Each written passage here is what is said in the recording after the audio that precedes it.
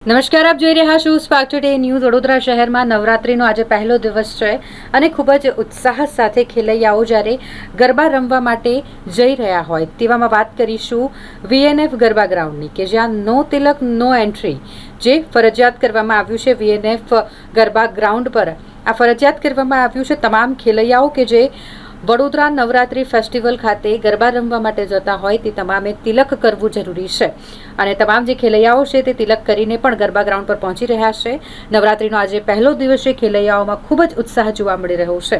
પ્રિતેશ શાહ કે જેઓ દ્વારા આ આયોજન કરવામાં આવ્યું છે તેમણે કહ્યું છે કે તિલક કરીને આવવું ફરજિયાત છે। ક્રેડાઈ વીએનએફ ગરબાની વર્ષોથી જે પ્રથા છે નો તિલક નો એન્ટ્રી, દરેક ગરબા પ્લેયર છે ગરબા રમવા આવે છે તે એમની જાતે સ્વેચ્છાએ પોતાની હિન્દુ ધર્મનું જે પ્રતીક છે તિલક એ કરીને જ અહીંયા એન્ટ્રી લે છે અને અમારા તરફથી ફરજિયાતપણે તિલક પર એને જ એન્ટ્રી આપવામાં આવે છે।